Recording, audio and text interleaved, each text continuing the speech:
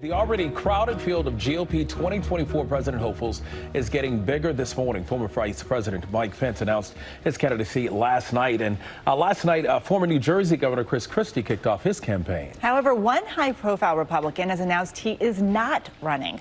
This week, New Hampshire Governor Sununu penned an op-ed for the Washington Post entitled, "I'm not running for president in 2024. Beating Trump is more important." And here to discuss is New Hampshire Governor Sununu. Thank you so much for being with us. You bet. So you say you think you can have more influence on the future by remaining governor and not getting into this race. How so? Yeah, look, we need national voices, right? It's not just an anti-Trump thing. I know the media plays that. It's really about what the Republican Party is about going forward, right? What we offer in terms of low taxes and limited government and local control and, you know, appreciating the value of individual responsibility. And those pillars are wonderful things that get Democrats and conservative Democrats, independents, and a lot of the younger voters more enticed to get back on that Republican team. We've lost a lot of voters. We've lost a lot of the messaging with former President Trump as the top of the ticket. And look, I'm a four-term governor. You got to win. You can't govern if you don't win. And the math says very clearly former President Trump cannot win in November of 24. There's no mathematical way for him to get to the electoral 270. So therefore, we got to find another option. And Governor, you just said it, that if President Trump clinches the nomination, that Republicans will lose in 2024. Let's take a look at some numbers if we can. According to a Washington Post ABC News poll, 44% of voting age adults say they would definitely or probably vote for Trump over Biden. What makes you so confident that he will not win the general election?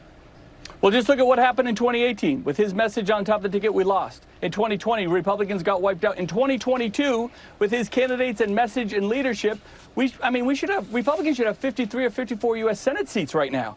We lost those. We lost governorships. We lose school board seats when we have local members just trying to explain why they're a Republican and how can you support the former president and all of that sort of thing. So he muddles the message as opposed to talking about inflation, talking about border security, talking about workforce, talking about the issues that really affect people's everyday lives. So we can be successful with that, but not there. And the other issue with former President Trump is there's no undecided voters here. Like, he's the most known political commodity of the 21st century. You're either with him or you're not. You say that there's great candidates. There are a lot of candidates right now who've already thrown their hat in for running for president. So do you think it's possible for one of these candidates to really come out on top when they're having to face off with a Donald Trump? Oh, sure. Look, everyone can have their shot. We'll really work hard to narrow that field down earlier than later. Like, we won't let 2016 repeat itself. Everyone can get in there. But come late fall, early Christmas, even before Iowa and New Hampshire, if you're not doing it, we're going to drive you right out. I mean, I've talked to a lot of the folks that help fund these candidates. They're going to have, I think, a loud voice to make sure it gets down to just one or two candidates, because one-on-one, Trump can't win. One-on-one, Trump might hold 40% of the vote. It means you're losing 60%. And that's how we really get there as a party, just to move forward. It's all about moving forward. And so I think there's a huge potential and an opportunity to do that. And I think everyone understands the need to do that and not repeat what happened in 2016. And real quick, what about former New Jersey Governor Chris Christie, who announced his campaign in your state? Do you think he has a chance at beating Trump?